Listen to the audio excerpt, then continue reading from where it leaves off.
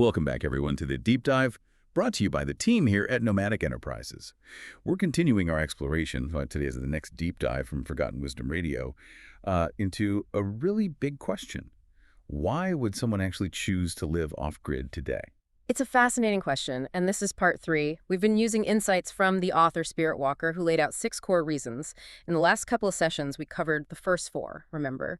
Things like growing healthy food, the spiritual side, fighting rising costs, and poor nutrition. And the idea that off-grid living can stay cheap if you manage it right. Right. So today we're wrapping it up. We've got 2 main goals. First, unpack Spirit Walker's last 2 reasons, the need for privacy and, interestingly, farm animals. And second, connect those sort of traditional desires to what's happening right now, this surprising boom, especially with younger people, millennials and Gen Z. We'll look at how technology fits into this modern self-sufficiency picture. Exactly. It's like we're bridging the old-school survivalist mindset with a tech-savvier approach. So let's dive into those final reasons from Spirit Walker. The practical stuff, driving people away from cities. Okay, let's start there.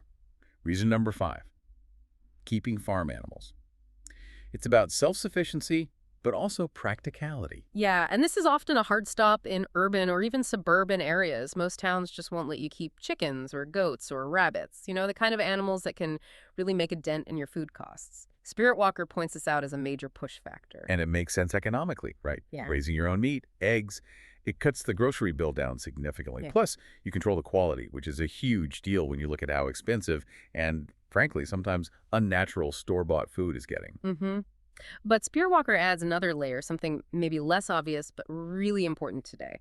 Therapy. There's a real proven therapeutic benefit to caring for animals, being connected to that life cycle, doing physical work. It's almost an antidote, to the stress of our very digital, very abstract lives. That connection to something tangible, it leads right into the final reason, which feels maybe even more relevant now. Simply getting away from other people. Oh, definitely. And this is crucial for understanding the why behind the move. Spirit Walker talks about modern life, the population density. Those cookie-cutter neighborhoods, houses packed so close together. Yeah, you feel like you have no breathing room. That loss of privacy. The script even mentions feeling like you have to keep curtains drawn all the time, just for a bit of personal space. It calls that kind of living unhealthy, downright unnatural, and usually stressful. And that's the core of its stress. The off-grid dream, in contrast, is having land where your neighbors are, like trees and the deer. It's about freedom. Opening windows, getting natural sunlight without feeling. Observed. Reclaiming your own space. And we should stress, Spirit Walker lived this. He spent 9 years fully off-grid homesteading down in the Missouri Ozarks. Apparently, that area is a real hotspot for this lifestyle. And his place, Dogwood Hollow Homestead, became kind of an inspiration for others. So when he talks about privacy, it's coming from deep lived experience, not just an idea. So if that's the foundation, the traditional pull towards self-sufficiency and privacy, what we're seeing now is something else. A huge demographic shift. It's not just the older generation anymore. It's millennials. It's Gen Z moving towards this. Yeah, and this is where it gets really interesting because they want that simpler, more autonomous life.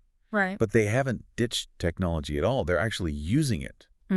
Using things like YouTube, TikTok, Instagram. Right, using the digital world to learn analog skills. It's fascinating. Learning canning, beekeeping, how to actually prepare for living off-grid, all from online videos and posts. It's like the internet has become the manual for living without the internet, in a way. Kind of ironic, isn't it? It really is. Yeah. And speaking of online learning, the source material specifically mentions a YouTube channel, Homestead Tessie.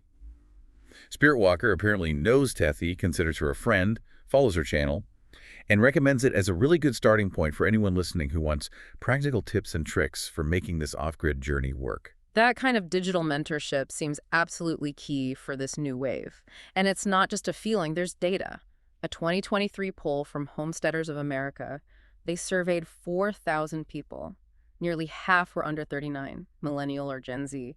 And maybe even more telling, almost 47% again, nearly half were totally new to homesteading. Just started in the last 1 to 6 years. This is really taking off. Okay, so if it's not driven by, say, poverty or war, like maybe past generations, what is pushing this younger group? It seems to be more about purpose-driven living, a response to modern anxieties. Things like climate change are big motivators, concerns about the food supply chain, its stability, its quality, and just wanting a lifestyle that actually aligns with their values about health and the environment. It's less about pure survival, more about conscious choice. So self-sufficiency as a statement almost. An ethical choice, not just a practical one. Yeah, I think that captures it well. And this demand, especially from younger professionals who can now work remotely, it's hitting the real estate market hard. Oh, definitely. The news reports back this up. Rural and off-grid aren't niche anymore. They're becoming mainstream. The pandemic and remote work just threw gasoline on that fire. Let's look at the numbers quickly. Fannie Mae data shows mortgage applications for rural properties jumped, what was it, 80%? Yeah, an 80% spike since the pandemic started. That's huge. Even if it's a slice of the overall market, it creates intense competition for land. And it's eating into that old idea of the rural discount, right? Where moving out meant saving a ton of money. Exactly.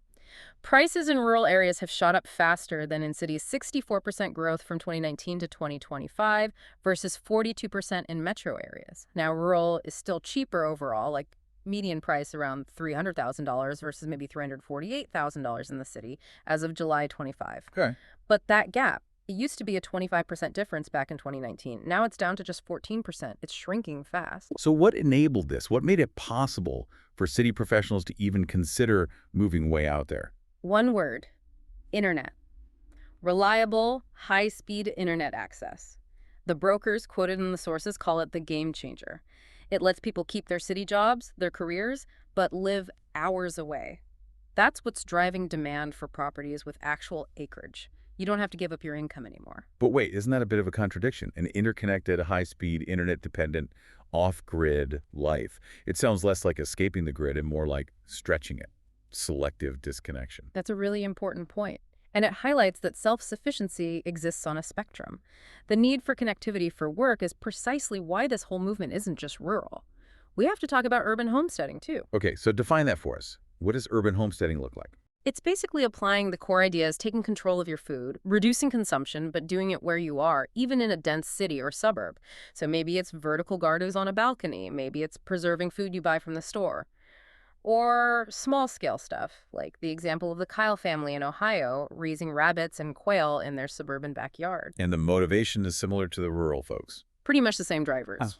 Concern for the planet, cutting down on food miles and carbon emissions, wanting control over organic food sources. It's the same eco-conscious mindset, just scaled down to fit, maybe 500 square feet instead of 50 acres. Interesting. And the sources mentioned community playing a role here too, right? Yes, absolutely. Especially for bigger impact. They highlight a project in the Huffman Historic District in Dayton, where 10 different households created this collaborative network working together on homesteading activities.